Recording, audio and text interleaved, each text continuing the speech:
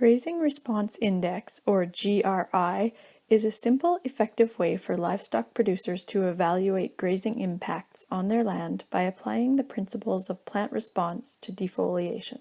Developed by Colorado State University Range Extension Program, this monitoring system is a useful tool to evaluate the effects of the current year's grazing management and to make decisions about how to manage grazing in the upcoming year. The Saskatchewan Forage Council, Ducks Unlimited, and partners demonstrated the GRI monitoring system and its usefulness for making land management decisions in Saskatchewan pastures. The GRI process was originally created for use on native rangelands, but this project looked at adapting the GRI method to tame pastures. The demonstration was carried out from 2014 to 2016 thanks to funding from the Agricultural Demonstration of Practices and Technologies, or ADOPT, program. GRI measures three components: frequency, intensity, and opportunity for regrowth. Due to the fact that tame forages tend to respond differently to grazing pressures than native forages, some adaptations were made to the scoring process for the purposes of this project. Look for the full report on the Saskatchewan Forage Council website to learn more. Frequency is the number of times plants are grazed or defoliated during a grazing period. A period of 7 to 10 days for regrowth of the plant, based on local knowledge of plant growth rate and growing conditions, is selected.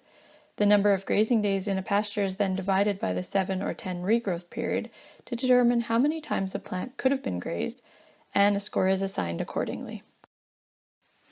For example, in 2015, Site 3 was grazed for 11 days. Using a 7-day regrowth period, cattle could potentially have grazed any given plant twice during the 11 days, if the plant was grazed when they were first moved into the pasture. Based on the frequency index, 2 times grazed correlates to a score of 0, or neutral impact.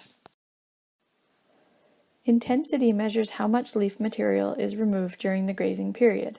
The more leaf area left behind after grazing, the better capacity for regrowth and replenishment of root reserves. Comparing grazed areas to the ungrazed forage within grazing cages allows for a simple way to determine the percentage of forage that was removed. This factor is measured at the end of the grazing period.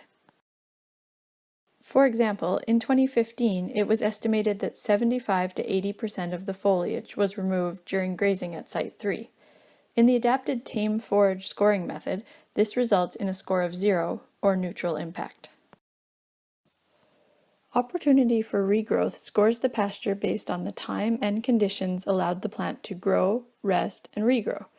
This factor is assessed at the end of the growing season and is based on the level of recovery of the vegetation and a consideration of the amount of growth allowed the plants before they were grazed.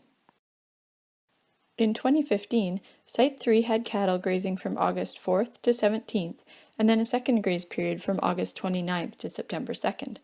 Although plants had a full season of recovery time from 2014 to August 4th, 2015, the short time between the graze periods in late summer, when there's little rainfall, meant that plants lacked the opportunity to regrow sufficiently. For this reason, a score of -1 was assigned to the pasture in 2015. By adding together these three scores, Site 3 had a total GRI score of -1. Your overall GRI score gives you a general impression of the response the plants will have to your current year's grazing management. A negative score indicates that long-term management continuing with the same practices will likely have a negative effect on plant health. A positive score means the current year's grazing management was beneficial to plant health. For this site, the pasture was allowed to recover, and adequate rest time between grazing periods in 2016 was provided to improve the scoring and the overall pasture health. To learn more about the GRI method and this project, visit the Saskatchewan Forage Council website and look for completed projects and links to the Agriculture and Agri-Food Canada publication, Grazing Response Index, found on our resources page.